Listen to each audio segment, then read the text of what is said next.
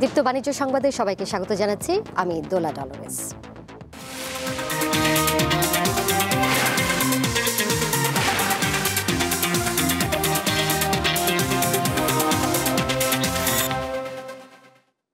Dhaka stock এক্সচেঞ্জে এক সপ্তাহের ব্যবধানে বাজার মূলধন বেড়েছে প্রায় ৭,৮০০ কোটি টাকা। যদিও শেষ কার্যদিবসের সূচক ও লেনদেনের নিম্নগতির মধ্যেই সপ্তাহ পার করল দেশের প্রধান এই পুঁজিবাজার। বাজারে অযাচিত হস্তক্ষেপের কারণে বিনিয়োগকারীদের আস্থা ফিরছে না বলে জানান বিশ্লেষকেরা। দেশের প্রধান পুঁজিবাজার ঢাকা স্টক এক্সচেঞ্জে গেল সপ্তাহের প্রথম কার্যদিবসে লেনদেন ৩০০ কোটি টাকার নিচে থাকলেও সপ্তাহ শেষে লেনদেন বেড়ে দাঁড়ায় ৪০০ কোটি টাকার ওপরে। আর ঢাকায় শেষ পর্যন্ত গড় লেনদেন গিয়ে থাকে প্রায় ৪০০ কোটি টাকায়। একই সময় মোট বাজার মূলধনের পরিমাণ বেড়ে যায় ৭,৮২০ কোটি টাকায়। সূচকের মন্দাভাবের মধ্যে ঢাকা স্টক এক্সচেঞ্জের DSEX সূচক সপ্তাহের শেষ দিনে ৩২ পয়েন্ট কমে মোট সূচকের পরিমাণ দাঁড়ায় ৪,৮৬৯ পয়েন্টে। আমরা বাঁচি, এটাই আমাদের প্রত্যাশা। এই মার্কেটে তো আমাদের পক্ষে বাঁচা সম্ভব না। মার্কেট কোথায় চলে গেছে, কোথা থেকে কোথায় চলে গেছে। আজকে ৯৪ সাল থেকে আমরা ব্যবসা করি, আমরা দেখতেছি কি অবস্থা মার্কেটের, বেঁচে থাকা মুশকিল। কিন্তু আমরা তো আজ দেখি যে মার্কেট শুধু ডাউন ডাউন, কয়েকদিন ২ দিন আপ, ৩ দিন ডাউন। তা আমাদের কোনো আছে? আর আমাদের কথা বললে তো সেটা কোনো ভ্যালুয়েশনও নাই। এক সময় এক সিদ্ধান্তর কারণে বাজার সবসময় নিম্ন দিকে ধাবিত হয়। আমরা কোনো সময় বাজার ভালো দিকে দেখতে পাচ্ছি না। আগামী দিনে আমরা চাই যে যাতে সুষ্ঠু ব্যবস্থাপনায় বাজার ভালোর দিকে যায়, সেটাই আমরা আশা করি। সম্প্রতি শরিয়াভিত্তিক ৫ ব্যাংকের শেয়ার মূল্য শূন্য হয়ে যায়। এছাড়া মার্জিন ঋণ বিতরণে নতুন বিধিমালায় বেশ কিছু কড়াকড়ি আরোপ করা হয়। এছাড়া বাজারে দেয়া হয়েছে নতুন মিউচুয়াল ফান্ড বিধিমালা। এসব নিয়ে একের পর এক সিদ্ধান্তে বাজারের নেতিবাচক প্রভাব পড়ছে বলে মত বিশ্লেষকদের। যদিও বাজারটা পি হলো 9 এবং এইটা ক্রয়ানুকূল বাজার এই মুহূর্তে, এবং যারা বাজারে এখন বিনিয়োগ করবেন তারা আশা করা যায় যে আমরা এইটার ফল খুব ভালো পাবো ওয়ান্স শিডিউল ডিক্লেয়ার হবার পরে বাজারে বিনিয়োগকারীরা ইন্টারেস্টটা পাবে। সো নাম্বার 1 হলো যে পলিটিক্যাল আমাদের যে ডিস্টারবেন্স আছে সেই পলিটিক্যাল ডিস্টারবেন্স, অ্যান্ড 2 নম্বর হলো যে আমাদের অযাচিত হস্তক্ষেপ যেগুলো বাজারে হচ্ছে। এই 2টা কারণে বড় বিনিয়োগকারীরা সরে দাঁড়িয়েছে, কনফিডেন্সের ঘাটতি হয়েছে, কনফিডেন্স শূন্যের কোঠায় চলে আসছে, যার কারণে বাজারটা টালমাটাল অবস্থায় আছে। সূচকের উত্থান পতন পুঁজিবাজারের একটি স্বাভাবিক ধারা। তবে এ অবস্থায় আতঙ্কিত না হয়ে দেখে শুনে বুঝে বিনিয়োগ করার পরামর্শ দিচ্ছেন বিশ্লেষকেরা। শাহরিয়ার ইমন, দীপ্ত সংবাদ, ঢাকা। গাইবান্ধায় বৈদ্যুতিক ঢেকিতে ধান ভেনে ব্যাপক সাড়া ফেলেছেন তরুণ উদ্যোক্তা শফিকুল ইসলাম।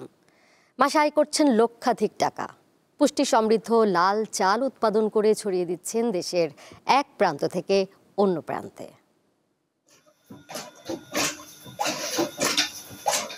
একসময় গ্রাম বাংলার ঘরে ঘরে ছিল ঐতিহ্যবাহী ঢেকি, কিন্তু কালের বিবর্তনে হারিয়ে যেতে বসেছে সেই ঢেকির প্রচলন। প্রযুক্তির ছোঁয়ায় নতুন রূপে ঢেকি ফিরিয়ে এনেছেন গাইবান্ধার তরুণ উদ্যোক্তা শফিকুল ইসলাম। তবে পা নয়, এই ঢেকি চলে বিদ্যুতের সাহায্যে। ২০২০ সালে নিজস্ব ডিজাইনে বিদ্যুৎ চালিত 2টি কাঠের ঢেকি দিয়ে শুরু করেন শফিকুল। বর্তমানে 6টি ঢেকি দিয়েই তিনি এই কর্মযজ্ঞ চালাচ্ছেন। এবং এখানে বর্তমানে সব মিলিয়ে প্রায় 11-12 জন লোক কর্মরত আছে। আমরা প্রায় মান্থলি 3.5 থেকে 4 টন শুধু চালে বিক্রি করি। আমার টার্গেট হচ্ছে এই ঢেকির সংখ্যা বাড়ানো, যাতে করে অনেক বেশি নিরাপদ আমরা চাল উৎপাদন করতে পারি। মূলত বৈদ্যুতিক ঢেকিতে গানজিয়া জাতের ধান থেকে লাল চাল হয়। শফিকুল জানান, প্রতি জোড়া ঢেকি থেকে প্রতিদিন 150 কেজি চাল উৎপাদন করা সম্ভব। ধানের দাম বৃদ্ধি হওয়ার কারণে বর্তমানে চালের রেট হচ্ছে চিকন ঢেকি ছাটা লাল চালটি 120 টাকা এবং ঢেকি ছাটা মোটা লাল চালটি হচ্ছে 100 টাকা। এটা আমাদের অনলাইনে বিক্রি হয়, সারা বাংলাদেশে আমরা ডেলিভারি করে থাকি। শফিকুলের এমন ব্যতিক্রমী উদ্যোগে সব ধরনের সহযোগিতার আশ্বাস দিয়েছে বিসিক। এবং দেশের বাইরেও যারা আমাদের প্রবাসী ভাইয়েরা আছে তারা কিছু কিছু চাল নিচ্ছেন। উনি আমাদের প্রশিক্ষণ গ্রহণ করেছেন, এছাড়া অন্যান্য যে সুবিধাগুলো আছে এগুলো নিয়েছেন। তারা বিভিন্ন সময় তার চাহিদা মাফিক বিভিন্ন পরামর্শ ও অন্যান্য সহযোগিতা করে থাকে। তিনি জানান, অনলাইনে লাল চালের প্রচুর অর্ডার আসে, বিদেশে যথেষ্ট চাহিদাও রয়েছে এটির। কামরুন নাহার, দীপ্ত, বার্তাকক্ষ। দিনাজপুরে শীতের সবজি, ফুলকপি, বাঁধাকপি, শিম ও মূলার পর্যাপ্ত সরবরাহ রয়েছে, তবে কিছু পণ্যের দামে ভোক্তাদের গুনতে হচ্ছে বাড়তি টাকা। বিক্রেতারা বলছেন সরবরাহ আরও বাড়লে সবজির দাম কমে আসবে। আরও জানাতে দিনাজপুর থেকে এই মুহূর্তে আমার সাথে যুক্ত রয়েছেন সহকর্মী সুলতান মাহমুদ। যাচ্ছি তার কাছে। সুলতান, আজকে বাজার পরিস্থিতি জানাবেন। শীতের সবজির কেমন দাম দেখছেন? কিছু পণ্যে তো বাড়তি দাম গুনছেন ভোক্তারা, সেই পণ্যগুলো কি কি?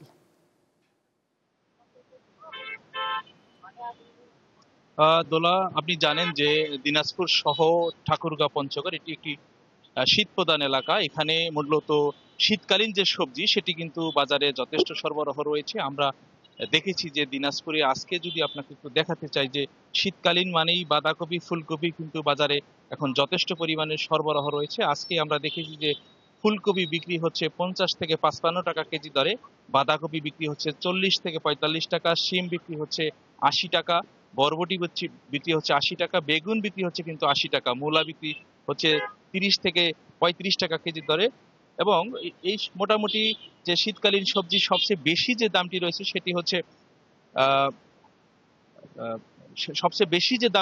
সেটি হচ্ছে গাজরের দাম কিন্তু 120 টাকা থেকে 130 টাকা পর্যন্ত কেজি দরে বিক্রি হচ্ছে। এবং তারা বলছে যে গাজর এখন সরবরাহ একটু কম। তবে বিক্রেতারা একটি কথা বলছে যে আসলে শীতকালীন যে সবজিগুলো ছিল, এই শীতকালীন সবজি গত এক সপ্তাহ আগেও কিন্তু আজকের যে দাম, সেই দামের তুলনায় কিন্তু একটু বেশি ছিল। তারা বলছে যে এখন আস্তে আস্তে শীতকালীন সবজির সরবরাহ বেড়ে যাচ্ছে, যার কারণে আস্তে আস্তে আরো দাম কমে আসতে পারে বলে তারা এমনটি জানিয়েছেন। তবে বিক্রেতারা একটি কথা বলছেন যে আসলে যে পরিমাণ এখনো যে দামটি রয়েছে সেটি যদি আরো কিছু দিনের মধ্যে কমে যায় তাহলে এই সবজি অর্থাৎ শীতকালীন সবজি তারা নাগালের মধ্যে থাকবে বলেও ক্রেতারা আমাদেরকে জানিয়েছেন।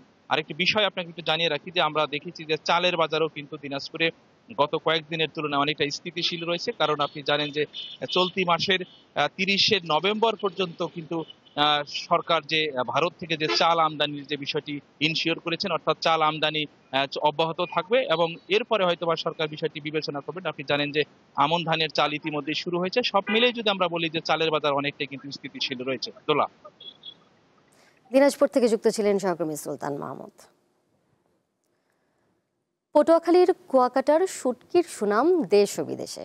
এই কাজে জড়িতদের দাবি, কোনো ধরনের কীটনাশক ব্যবহার না করে প্রাকৃতিকভাবে শুটকি তৈরি করছেন তারা, তাই এর চাহিদা বেশি। কুয়াকাটা সমুদ্র সৈকত সংলগ্ন লেম্বুর বন শুটকি প্রক্রিয়াজাতকরণ পল্লীতে এই মুহূর্তে রয়েছেন সহকর্মী মোহাম্মদ ইমরান। এ বিষয়ে আরও জানবো তার কাছ থেকে। ইমরান, এবছর শুটকির উৎপাদন কেমন হচ্ছে এবং এর থেকে আসলে ব্যবসায়ীরা কতটা লাভবান হচ্ছেন, সব মিলিয়ে কি বলছেন তারা? তোলা, আসলে প্রতি বছরের নভেম্বরের শুরু থেকে কিন্তু আসলে মূলত শুটকি প্রক্রিয়াজাতকরণ শুরু হয়। আমি এই মুহূর্তে কুয়াকাটা সমুদ্র সৈকতের সংলগ্ন এলাকার যেটিকে আসলে শুটকি পল্লী এলাকা বলা হয়, লেম্বুর বন সংলগ্ন, আমি সেখানে রয়েছি। তবে এখানে এই স্থানটিকে শুটকি পল্লী বলা হলেও এর তেমন কিন্তু কোনো আসলে সুযোগ সুবিধা বা সরকারি কোনো সহায়তা কিন্তু এখানকার যারা শুটকি ব্যবসায়ীরা রয়েছে বা এখানকার পায় না। তারা যেটা জানিয়েছেন যে সরকারি কোনো কর্মকর্তাই কিন্তু এখানে আসেন না, যার কারণে তারা অনেকটা ভোগান্তিতে রয়েছেন। এবং তারা জানিয়েছেন যে তারা একটা স্থায়ী একটি আসলে জায়গা তাদের নির্ধারণ করে দেওয়া হোক এবং তাদেরকে বেশ কিছু ঘর তুলে দিলে তারা আসলে শুধু এই নভেম্বর থেকে তাদের 3 মাস শুটকি প্রক্রিয়াজাতকরণ করেন সেটি নয়, তারা আসলে 12 মাসই শুটকি প্রক্রিয়াজাতকরণ করতে চায়। তবে 3 মাস শুটকি প্রক্রিয়াজাতকরণের কারণে এখানকার যারা ব্যবসায়ী রয়েছে তারা লোকসানে থাকেন বলে আমাদেরকে জানিয়েছেন। তো আপনি আমার পিছনে দেখতে পাচ্ছেন এখানে প্রায় 2 থেকে 3 একর জায়গা নিয়ে এই অস্থায়ী শুটকি পল্লী গড়ে উঠেছে। এখানকার আমরা সকাল থেকে দেখে এসেছি, এখানে কিন্তু শুটকি প্রক্রিয়াজাতকরণের যে কর্মযোগ্য সেই কর্মযোগ্য আসলে কিন্তু এখানে চলছে। এখানে একবারে সমুদ্র সৈকত নিকটবর্তী হয় এবং মাছের সহজলভ্যতা হয়, মূলত এখানে এই শুটকি প্রক্রিয়া করছেন এখানকার ব্যবসায়ীরা। এখানে কিন্তু অন্তত প্রায় 50 প্রজাতির, বিশেষ করে ছুরি, লইট্টা, পোমা, বাইলা, টোনা, বিভিন্ন প্রজাতির মাছের কিন্তু এবং এখানকার বিশেষ করে যে ইলিশ মাছের এবং চিংড়ি মাছের শুটকি কিন্তু এখানে হয়, সেই প্রক্রিয়া কিন্তু আমরা সকাল থেকে এখানে এসে দেখেছি। এবং এখানকার যে শ্রমিকরা রয়েছে এবং এখানকার ব্যবসায়ী রয়েছে তারা আমাদেরকে জানিয়েছেন তাদের একটি স্থায়ী যদি পল্লী আসলে সরকার নির্ধারণ করে বা স্থায়ী জায়গা নির্ধারণ করে তাহলে কিন্তু তারা অনেকটা ভালোভাবে এই ব্যবসাটি করতে পারবেন। শুধু এই স্থানটি নয়, কুয়াকাটা সমুদ্র সৈকতের আরো 4 থেকে 5টি স্থান এবং জেলার কিন্তু 50টি স্থানে এই শুটকি প্রক্রিয়াকরণ করা হচ্ছে।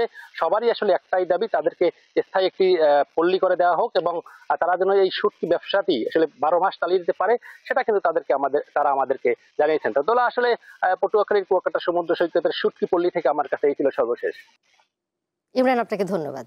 পর্দা উঠেছে বাংলাদেশ হোন্ডা প্রাইভেট লিমিটেড আয়োজিত হোন্ডা ফুটসাল লিগ 2025-এর। বুধবার বাংলাদেশ চায়না ফ্রেন্ডশিপ কনফারেন্স সেন্টারের কার্নিভাল হলে উদ্বোধন হয় এই টুর্নামেন্টের। অনুষ্ঠানে প্রধান অতিথি ছিলেন বাংলাদেশ জাতীয় ফুটবল দলের অধিনায়ক জামাল ভুঁইয়া। তার হাতে বিশেষ মুহূর্ত হিসেবে মোটো হোন্ডা দ্য অ্যামাজনিয়া লিমিটেডের পক্ষ থেকে নেইমার জুনিয়রের স্বাক্ষরকার ব্রাজিলিয়ান জার্সি তুলে দেওয়া হয়।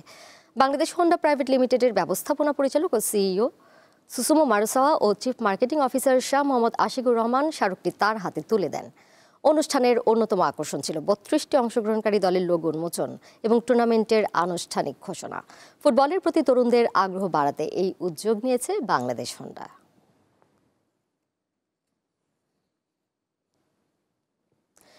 জ্বালানি তেলের আন্তর্জাতিক বাজারে ওঠানামার মধ্য দিয়ে চলছে আজকের বেচা বিক্রি। যুক্তরাষ্ট্রের বাজারে প্রতি ব্যারেল অপরিশোধিত তেল বিক্রি হচ্ছে $58, আর ওপেকভুক্ত দেশগুলোর তেল অর্থাৎ ওপেক বাস্কেটে ব্যারেল প্রতি বিক্রি হচ্ছে $64.61। অন্যদিকে দুবাই বাস্কেটে প্রতি ব্যারেল অপরিশোধিত জ্বালানি তেলের জন্য গুনতে হচ্ছে $65.20, আর ভারতের বাজারে প্রতি ব্যারেলের দাম $64.31। দেশের বাজারে আজ আগের বর্ধিত দামে স্বর্ণ বিক্রি হচ্ছে। 22 ক্যারেট মানের প্রতি ভরি স্বর্ণের জন্য গুনতে হচ্ছে $2,08,096 টাকা। 21 ক্যারেটের দাম $1,98,628 টাকা, আর 18 ক্যারেট মানের প্রতি ভরি স্বর্ণের দাম $1,70,259 টাকা। এদিকে সনাতন পদ্ধতির প্রতি ভরির দাম $1,41,599 টাকা। বিশ্ব টয়লেট দিবস উপলক্ষে স্যানিটেশন ও স্বাস্থ্যবিধি নিয়ে সচেতনতা বাড়াতে রাজধানীর একটি হোটেলে সম্প্রতি বিশেষ অনুষ্ঠানের আয়োজন করে হারপিক বাংলাদেশ। এতে শিক্ষাবিদ এবং বিভিন্ন সরকারি বেসরকারি প্রতিষ্ঠানের প্রতিনিধিরা অংশ নিয়ে বাংলাদেশের বর্তমান ও ভবিষ্যৎ স্যানিটেশন ব্যবস্থার নানা দিক আলোচনা করেন। অনুষ্ঠানের শুরুতে বিশ্ব টয়লেট দিবস ও স্যানিটেশন কর্মী বিষয়ে কি নোট বক্তব্য দেন ডক্টর আব্দুল্লাহ আল মুঈদ। তিনি জনস্বাস্থ্য রক্ষায় স্যানিটেশন কর্মীদের গুরুত্বপূর্ণ ভূমিকা, এসডিজি বিষয়ক স্যানিটেশনের চ্যালেঞ্জ এবং তা থেকে উত্তরণের উপায় নিয়ে কথা বলেন। টয়লেট শুধু প্রয়োজনে ব্যবহারের জন্যই নয়, বরং এটি স্বাস্থ্য সুরক্ষা ও পরিচ্ছন্নতার জন্য গুরুত্বপূর্ণ জায়গা বলে মন্তব্য করেন তিনি।